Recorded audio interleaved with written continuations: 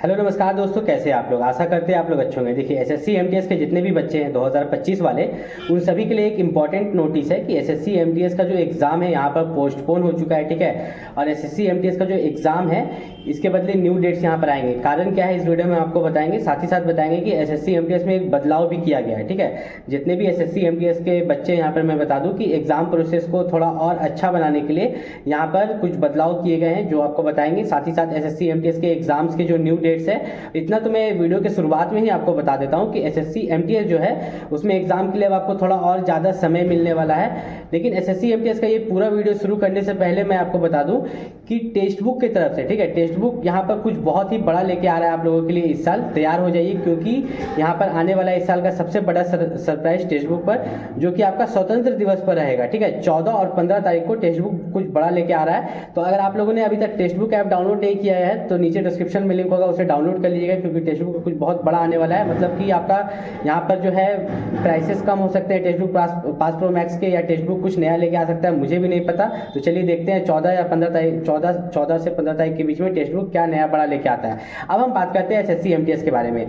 सबसे पहली बात मैं बता दूं जिन्हें नहीं पता कि एसएससी एमटीएस में क्या प्रॉब्लम हो रहा है, तो एसएससी सीजीएल का एग्जाम पोस्टपोन हुआ। एसएससी स्टेनो का एग्जाम जो हो गया था उसे कैंसिल कर दिया गया। कारण क्या है कि पहले जो एसएससी की एग्जाम लेने वाली संस्था थी वो थी टीसीएस, और उस टीसीएस को हटा के दूसरी संस्था को ला दिया गया जो कि है ईडीक्यूटी, ठीक है। बहुत बच्चे बोलते हैं कि मैं नाम सही से नहीं ले पाता हूँ। कैसे ले पाऊंगा नाम सही से, जब मैं पहली बार ही इस संस्था का नाम सुन रहा हूँ तो नाम सही से कैसे ले पाऊंगा। ईडीक्यूटी जो कि ब्लैक लिस्टेड संस्था है, जिसने एग्जाम सेंटर्स बच्चों का बहुत दूर दूर दिया। जो ओडिशा का बच्चा है उसे यूपी में सेंटर दिया, जो वेस्ट बंगाल का बच्चा है उसे रांची के झारखंड में सेंटर दिया, जो बिहार का बच्चा है उसे ओडिशा में सेंटर दिया। मतलब घर से 300-400 किलोमीटर दूर एग्जाम सेंटर, मतलब एक बच्चा सरकारी नौकरी के एग्जाम के लिए इतना इतना दूर जा रहा है। तो इसी को लेके बवाल हुआ, प्रोटेस्ट हुआ। Aditya Ranjan sir, Gagan Pratap sir, Neetu ma'am, Rakesh Yadav sir, ये लोग मिलके यहाँ पर एसएससी का प्रोटेस्ट किए थे। तो एसएससी का प्रोटेस्ट करने के बाद, ठीक है, एसएससी में प्रोटेस्ट करने के बाद उन्हें मतलब वहाँ पर एफआईआर हुआ उनके ऊपर।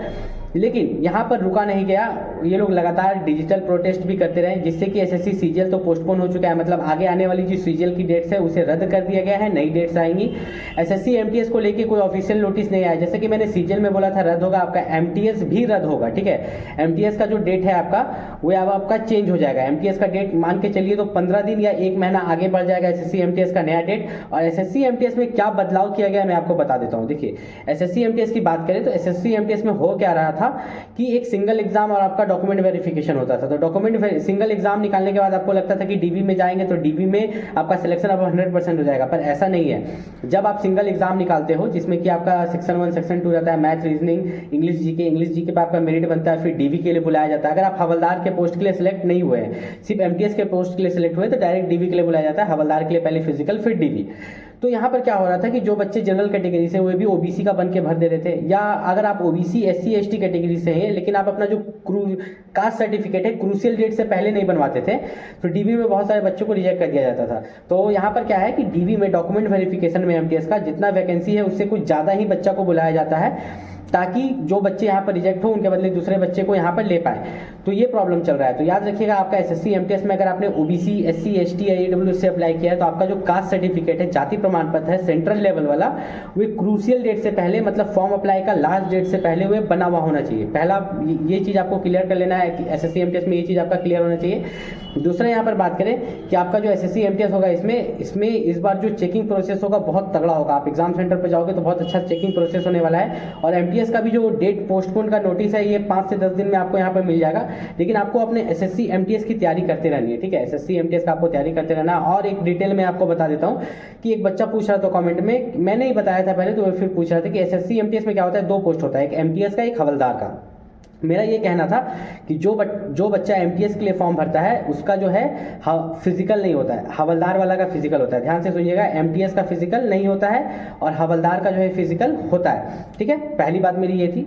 दूसरी बात ये थी कि अगर बच्चा एमटीएस और हवलदार दोनों को पोस्ट प्रेफरेंस में दिया है, जैसे कि आप देखिएगा स्टेट वाइज आप पोस्ट प्रेफरेंस ABCD करके दे पाते हैं, उसमें आप एमटीएस को भी पोस्ट प्रेफरेंस देते हैं, हवलदार को भी देते हैं। अगर आपने पोस्ट प्रेफरेंस दोनों को दिया है, आप दोनों का कट ऑफ क्वालिफाई कर लेते हैं, एमटीएस का भी हवलदार का भी, जबकि हवलदार का कट ऑफ थोड़ा कम जाता है, एमटीएस का कट ऑफ थोड़ा ज़्यादा जाता है। आप दोनों का कट ऑफ जब क्वालिफाई कर लेते हैं तो क्वालिफाई करने के बाद क्या होता है कि मान लीजिए कि आप हवलदार के फिजिकल में फेल हो गए, किसके, हवलदार के फिजिकल में आप फेल हो गए, तो आपको एमटीएस के लिए सेलेक्ट कर लिया जाता है। याद रखिएगा, अगर आप हवलदार के फिजिकल में फेल भी हो जाते हैं लेकिन एमटीएस का भी कट ऑफ क्वालिफाई किया है तो एमटीएस का जो आपका होता है, एमटीएस के लिए आपको सेलेक्ट कर लिया जाता है। ये कैसे होता है, देखिए मैंने भरा है कि पहला प्रेफरेंस मैंने भरा है कि मुझे एमटीएस का पोस्ट चाहिए, दूसरा तीसरा सब एमटीएस भरा है, नीचे मैंने हवलदार का डाला है, मेरा दोनों का कट ऑफ क्लियर हो गया। दोनों का कट ऑफ क्लियर होने के बाद मुझे बुलाया गया कि अच्छा आपने हवलदार का भी भरा था, ठीक है आओ आप फिजिकल करो। हम फिजिकल के लिए गए लेकिन उतना मजबूत नहीं थे, फिजिकल नहीं निकाल पाए, या उस दिन तबीयत खराब हो गया, हम फिजिकल नहीं निकाल पाए। कोई बात नहीं, आपका रिजल्ट आएगा, उसमें लिखा हुआ रहेगा कि आप हवलदार के लिए यहाँ पर फेल हो गए हैं। किसके लिए, हवलदार के लिए फेल हो गए क्योंकि आप हवलदार का फिजिकल नहीं निकाल पाए। और उसके बाद आपको एमटीएस का डॉक्यूमेंट वेरिफिकेशन के लिए बुलाया जाएगा, ठीक है। एमटीएस मल्टीटास्किंग स्टाफ जो है उसके लिए आपको सेलेक्ट कर लिया जाएगा। तो ये बच्चों के बीच कंफ्यूजन है कि अगर वो एमटीएस और हवलदार दोनों भरते हैं और एमटीएस का जो आपका होता है मतलब हवलदार का जो फिजिकल होता है उसमें अगर आप डिस्क्वालीफाई कर जाते हैं तो आपको एमटीएस के लिए सेलेक्ट नहीं किया जाता है, ठीक है। वो तो आप हवलदार के फिजिकल के लिए डिसलेक्ट हो रहे हैं ना, तो एमटीएस के लिए आपको किया जाता है। तो मैं एक चीज़ को आपको बता देता हूँ कि जितने भी बच्चे एसएससी एमटीएस की तैयारी करें, इस चैनल को जरूर सब्सक्राइब कर लीजिएगा। आगे चल के आपको एसएससी एमटीएस से रिलेटेड जो जनरल अवेयरनेस है और इंग्लिश है उसका पीडीएफ भी आपको मैं प्रोवाइड करने का कोशिश करूंगा। और साथ ही साथ मैं बता दूं कि एसएससी एमटीएस एक ऐसा एग्जाम है, वन डे एग्जाम मतलब एक दिन एग्जाम लीजिए सिलेक्शन पाइए। बहुत सारे एग्जाम में आपका प्री मेंस बहुत कुछ होता है, लेकिन एसएससी एमटीएस में आपका ऐसा प्री मेंस कुछ भी नहीं होता है, सिर्फ आपका वन डे एग्जाम होता है और इस वन डे एग्जाम में आप सिलेक्शन पा सकते हैं। और एक चीज़ का खास ख्याल रखिएगा कि एसएससी एमटीएस का भले एग्जाम डेट लेट हो गया है लेकिन बहुत सारे बच्चे एसएससी एमटीएस का एग्जाम क्यों नहीं निकाल पाते। एसएससी एमटीएस का एग्जाम आप इसलिए नहीं निकाल पाते हो, इसका एक कारण होता है।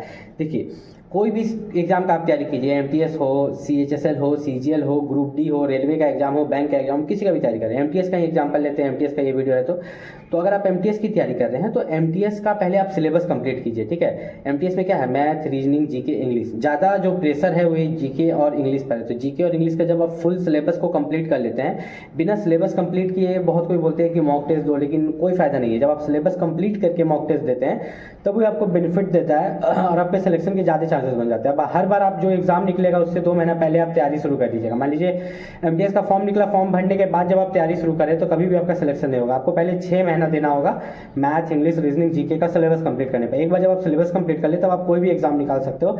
लेकिन अगर आप सिलेबस ही कंप्लीट नहीं करते हो, जब कोई नया एग्जाम, नया फॉर्म निकलता है, उस नया फॉर्म को आप भर देते हो, नया फॉर्म को भरने के बाद फिर उसकी तैयारी करने लगते हो, तो कभी भी आपका कोई भी एग्जाम क्लियर नहीं होगा। जैसे भी आपका एसएससी एमटीएस का निकला है तो आपका मेन फोकस एग्जाम क्रैक करने पर नहीं होना चाहिए, मेन फोकस आपका सिलेबस कंप्लीट करने पर। एक बार आपका सिलेबस कंप्लीट हो गया तो मान लीजिए कि ये वाला आपका एसएससी एमटीएस का एग्जाम नहीं निकला, तो आगे आने वाले जो एग्जाम्स होंगे एसएससी एमटीएस के ही अगले साल या कोई भी उससे रिलेटेड एग्जाम्स, तो वो आप बहुत आसानी से यहाँ पर निकाल पाओगे। तो जितने बच्चे एसएससी एमटीएस की तैयारी कर रहे हो इस चैनल को जरूर सब्सक्राइब कर लेना। मिलता है अगले वीडियो में, तब तक के लिए नमस्कार।